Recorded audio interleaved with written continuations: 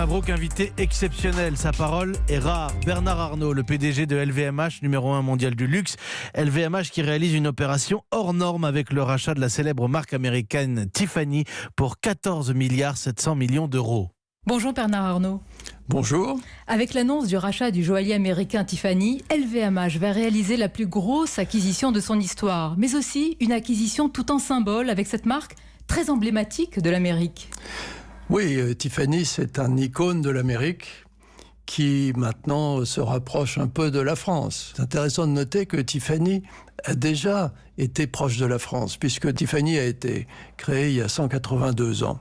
Au 19e siècle, M. Tiffany, et peu de gens le savent, avait acheté une partie des joyaux de la couronne française. Et voilà, donc déjà une proximité avec la France, un peu, part. Si vous voulez. Oui. Symbolique, je le disais, et hautement stratégique bien sûr pour LVMH, la joaillerie est l'un des segments les plus dynamiques du secteur du luxe en ce moment. C'est un secteur porteur, c'est un secteur qui attire beaucoup, à la fois dans les pays développés comme les États-Unis et dans les pays qui sont en voie de développement plus ou moins avancé, comme les pays d'Asie, effectivement. Mais Tiffany, Bernard Arnault, n'a pas connu que des succès. Il y a eu des hauts et des bas. Comment vous allez la redresser son image? Vous allez vous appuyer sur votre expérience dans la joaillerie?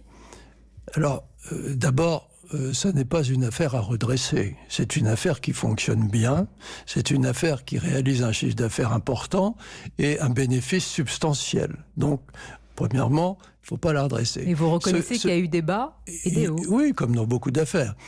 C'est une entreprise qui doit, avec nous, améliorer encore à long terme, c'est ça mon objectif, sa désirabilité. C'est un peu ce que je veux faire, ce que je cherche à faire avec mes équipes pour l'ensemble de mes marques. Je leur dis toujours, ce qui doit vous préoccuper tous les matins, c'est, par exemple, pour Louis Vuitton ou pour Dior, aura-t-on une désirabilité encore plus forte dans 10 ans ? Et il ne faut pas vous préoccuper des résultats financiers ou économiques. Dans 10 ans, déjà. Dans 10 ans. La vision, oui, avant tout. Parce qu'il faut toujours penser à long terme. Si on investit, c'est un des problèmes d'ailleurs de Tiffany, je vous l'expliquerai si vous voulez, il faut penser à long terme. Et les résultats économiques sont une conséquence, mais ne doivent pas être un objectif. Vous pensez au long terme parce que Tiffany, c'est d'abord, et évidemment ça nous vient tout de suite à l'esprit, le marché américain, mais oui, aussi asiatique, et c'est essentiel pour cette marque. C'est le marché américain à l'origine, c'est encore la première marque américaine de luxe de très loin, peut-être une des seules d'ailleurs. C'est une marque qui est très forte au Japon et qui est moins forte en Europe, où là il y a beaucoup de potentiel de développement, et un peu moins forte aussi en Asie.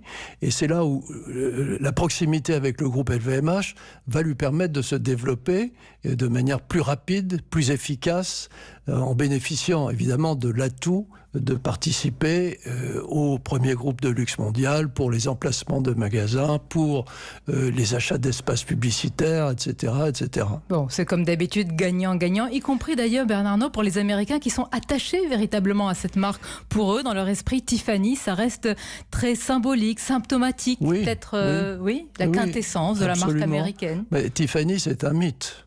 C'est un mythe pour les Américains et c'est aussi un mythe mondial. La petite boîte bleue, c'est quelque chose qui fait rêver. Et d'ailleurs, Tiffany, je crois, est la seule marque au monde qui est propriétaire d'une couleur. C'est le bleu Tiffany. Et vous avez acheté un mythe, alors. Et quand vous achetez une bague de fiançailles, qui est à l'origine de ce mythe, et que vous l'offrez à votre future épouse dans la petite boîte bleue, c'est un symbole d'amour extraordinaire. Et c'est aussi une des raisons qui fait que Tiffany fait rêver tous les Américains. Il y a le rêve, il y a l'amour, et puis il y a la stratégie. J'y reviens, c'est la 67e acquisition, c'est la 67e maison que vous allez acheter. À partir de quel moment, Bernard Arnault, on se dit, c'est bon, la maison, le groupe LVMH est constitué, je ne souhaite pas aller plus loin, ou alors ça ne s'arrête jamais? Il faut toujours essayer de progresser. Moi, c'est toujours ma devise dans les entreprises et chez LVMH en particulier. Bon, je crois qu'avec nos équipes, on a aujourd'hui une performance tout à fait remarquable. Ce dont on est très fier, en particulier en France, c'est de construire tout cela à partir du savoir-faire français.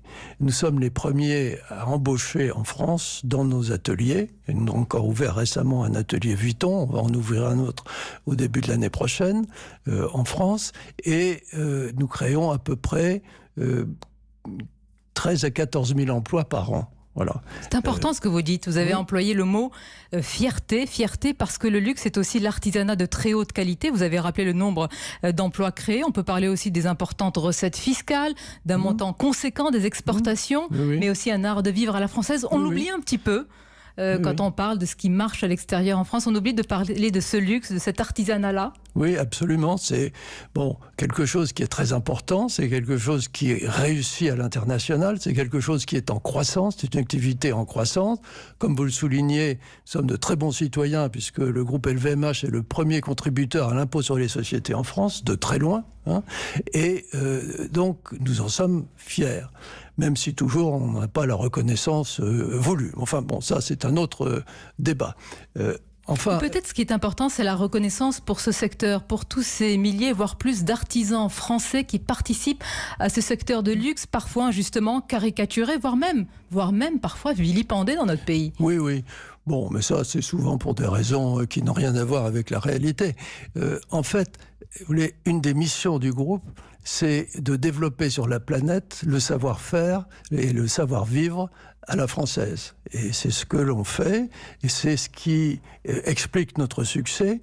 Et donc, c'est pour ça aussi que, devant ce succès international, nous sommes très attachés à rendre un peu, à la fois à nos clients, à nos actionnaires, à nos salariés, à nos artisans, à nos artistes, ce qui nous ont permis de construire au niveau où on est aujourd'hui. Et c'est ce qui explique, par exemple, la motivation de créer la Fondation Louis Vuitton. Bien sûr, vous parlez du savoir-faire à la française. C'est aussi, Bernard Arnault, l'image de la France qui est incarnée par ce secteur. Et cette image est parfois mise à mal ces derniers temps, tout simplement par un contexte d'abord mondial et par un contexte social français brûlant, éruptif. Est-ce que c'est un motif d'inquiétude pour vous ? Bon, je crois que le contexte français est ce qu'il est. Il a toujours été émaillé d'incidents, de manifestations, de contestations. Il n'y a rien de très nouveau là-dedans.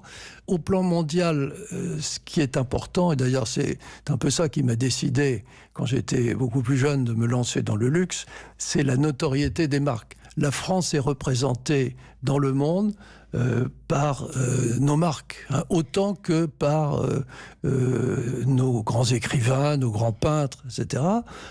Et aujourd'hui, une marque comme Dior, et c'est ce qui m'avait frappé quand j'avais été en contact avec cette marque la première fois aux États-Unis, une marque comme Dior, c'est un des noms français les plus connus au monde. Et il est connu à l'égal du nom de Napoléon, du général de Gaulle. Et grâce à cela, grâce à cette notoriété affirmée, établie, ça n'impacte pas, ça n'écorne pas notre image en ce moment. Par exemple, évidemment, vous voyagez énormément. Qu'est-ce qu'on vous dit de l'image de notre pays quand on voit les images qui ont pu défiler en boucle sur les chaînes étrangères? Est-ce que pour vous aussi, c'est un pincement au cœur? J'allais dire comme tous les citoyens.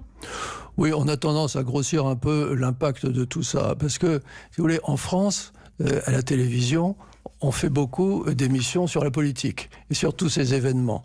Il y en a quand même beaucoup moins à l'étranger, et notamment aux États-Unis ou encore moins en Chine.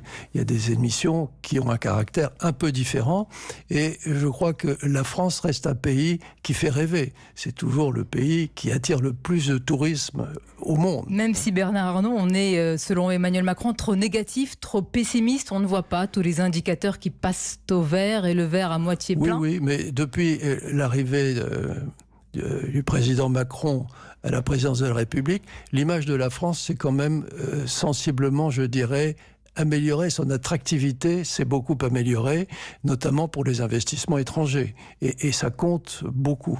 Pour conclure, on parlait de l'image de la France. Restons à l'international avec un dirigeant que vous connaissez bien, que vous côtoyez, le président américain Donald Trump. Encore récemment, vous étiez à ses côtés au Texas pour inaugurer le nouvel atelier Louis Vuitton près de Dallas. Trump est souvent caricaturé, moqué en Europe et en France. Ça vous fait sourire? Comment vous le décrivez? Vous ne le voyez pas comme ça, vous? Non, je pense que ce qui le caractérise, c'est une très forte assise populaire et une énergie incroyable. Voilà. Bernard Arnault, est-ce que pour s'entendre avec un businessman, il faut être soi-même un grand patron et parler d'égal à égal quelque part? Bon, d'abord, vous savez, je ne fais pas de politique, mais c'est vrai que le pragmatisme, ça ne fait pas de mal. Est-ce qu'on en manque en France? C'est toujours bien d'être pragmatique. C'est un projet de société, le pragmatisme. C'est un moyen de régler les problèmes, mais encore faut-il pouvoir discuter. Merci Bernard Arnault. Discuter, être pragmatique. Merci de nous avoir accordé cet entretien ce matin sur Europe 1. Merci.